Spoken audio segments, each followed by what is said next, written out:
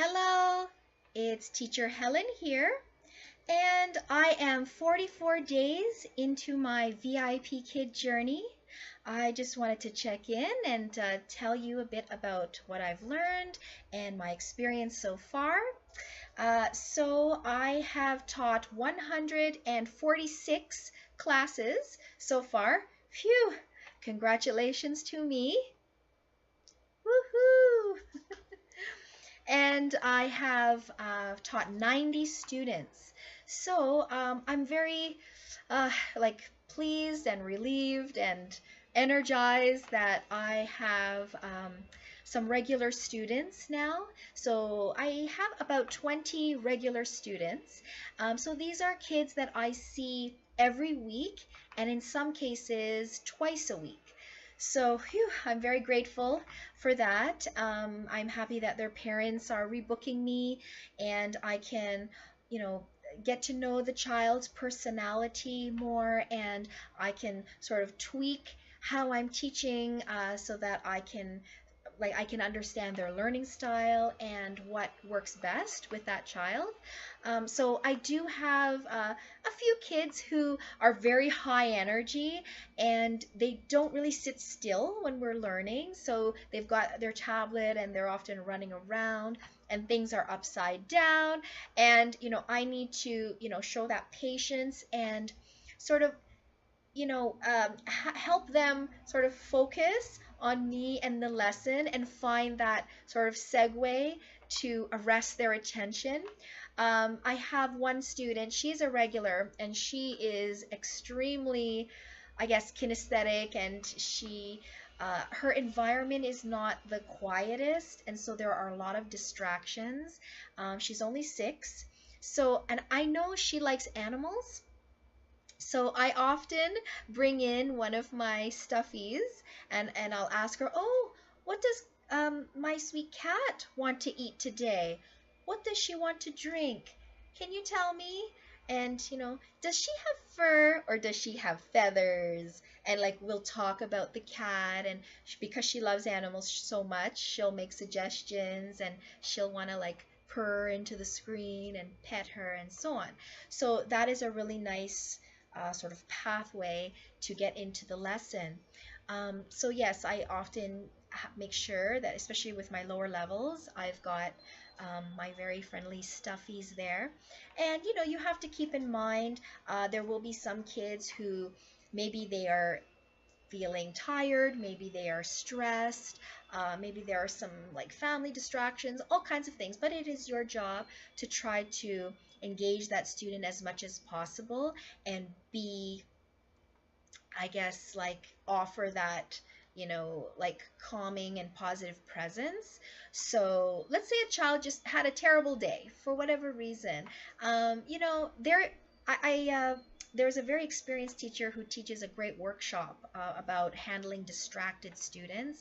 And we don't always know the circumstances of what is stressing the child out or why they are so tired.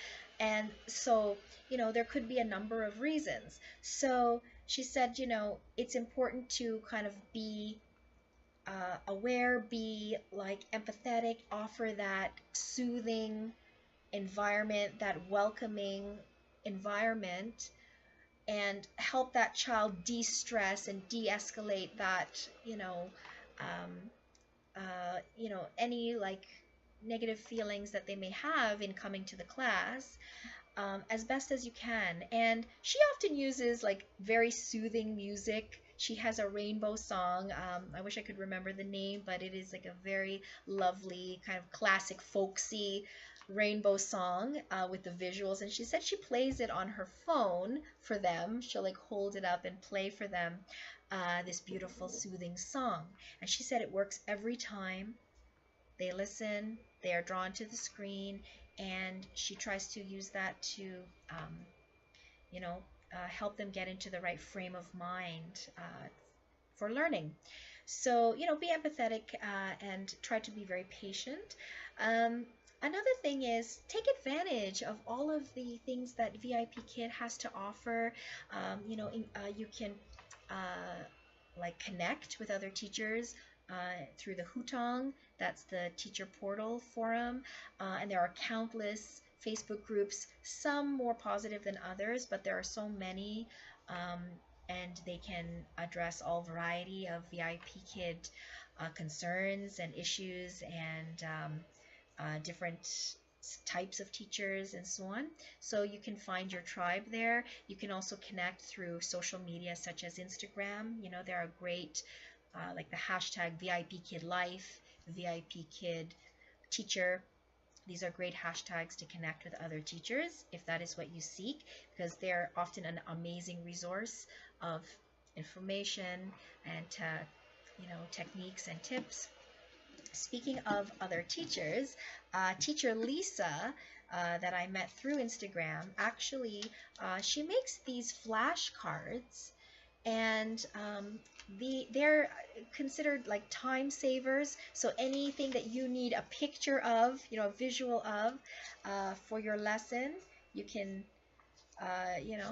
use some of these. And she's got all kinds of different categories. These are for level 2 lessons, but they're very handy, so you could have those ready for your lesson. So that I found that through Instagram. And so yes, and also make sure that you are reading the weekly updates. They are sent to your email as a VIPKid teacher, because a lot, this is a young company, and they are always listening to their teachers and getting feedback.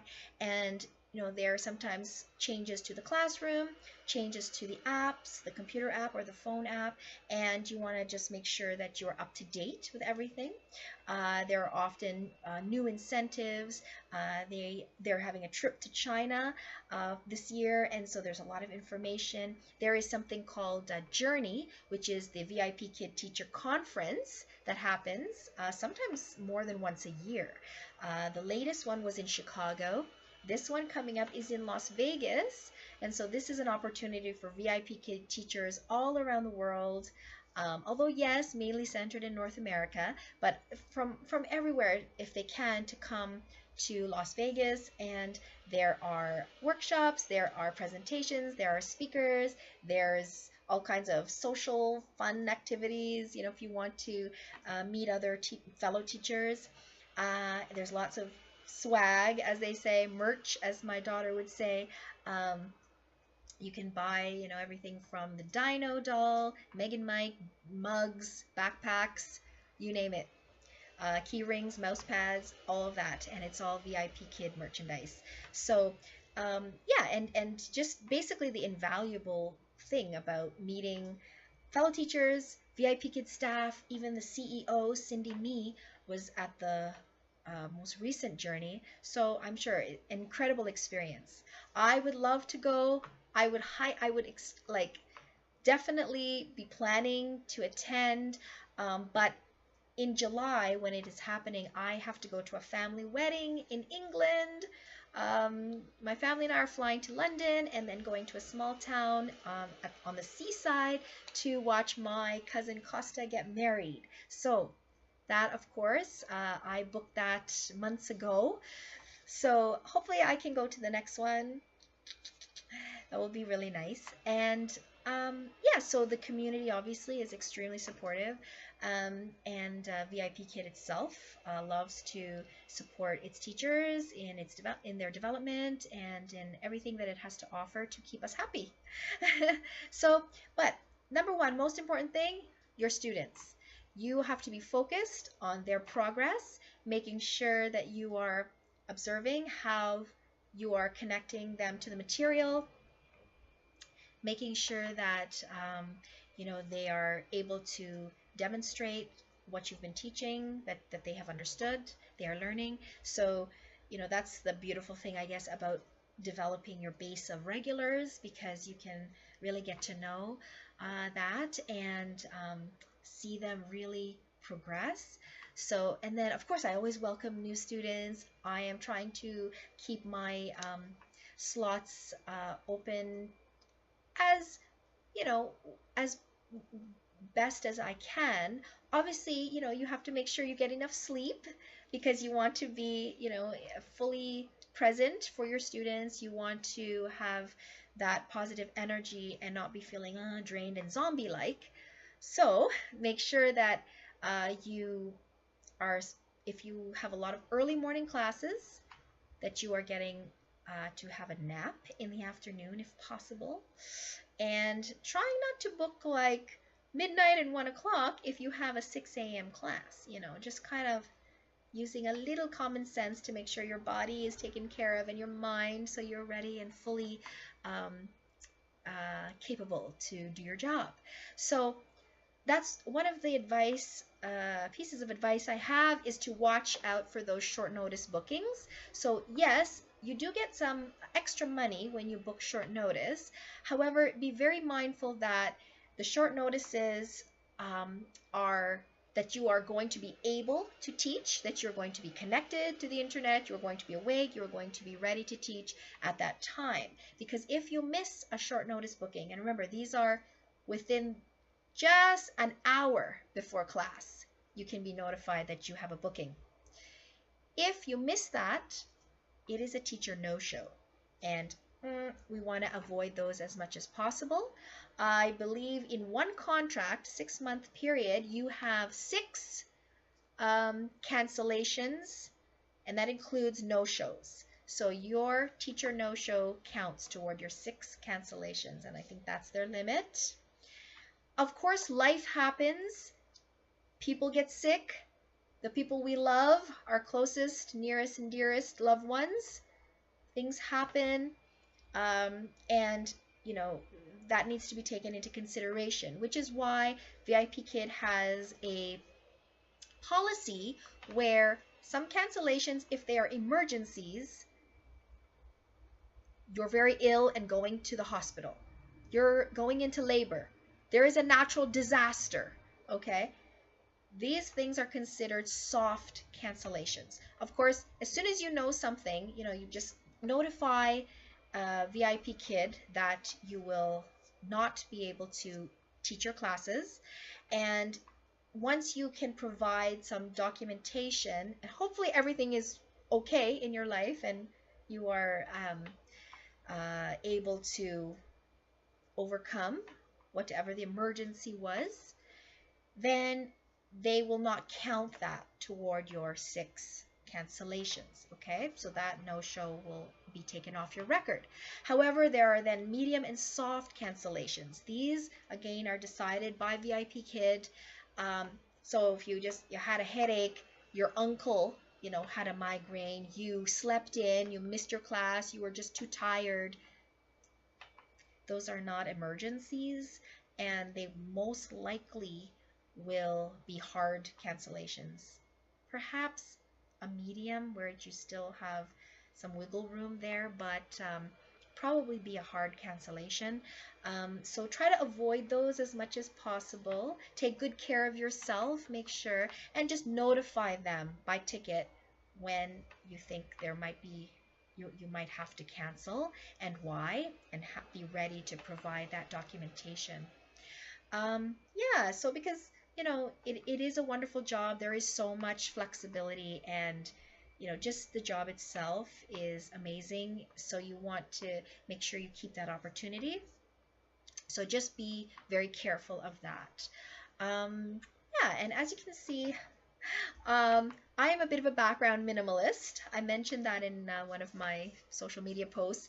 I cannot reconfigure my desk and my internet and all of that, my wiring, to be against a wall. So, and I have limited space, so I use an easel with a giant magnetic board on it, and I just use these fun like decals. I put magnets on those and just made it more, I guess, seasonal because it's spring here, and they're somewhat educational. We have the wise owl, and we have the bunny and the butterflies for spring. I have my world map behind me, so it works for me. I like it.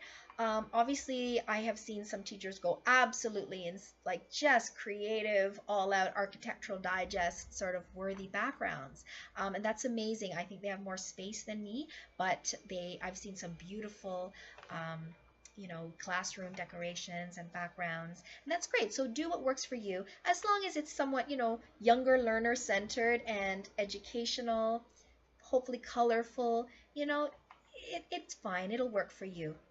And also, as far as like props and visual aids, extremely important, mainly so that you are able to communicate what your student needs to understand. But just use the props that work for you. And like I use my globe a lot. I'll use my, night and morning, because these are not always easy concepts to explain with words. Things like apartment building or city, but anyway, have things that you know you will need for visual aid, but you don't have to go too insane with like hundreds of millions of props. I have so many, and reward systems, things are falling off of desks and spilling out of drawers, so I need to just kind of focus on what works and what I really need day to day, and I'll be on top of it.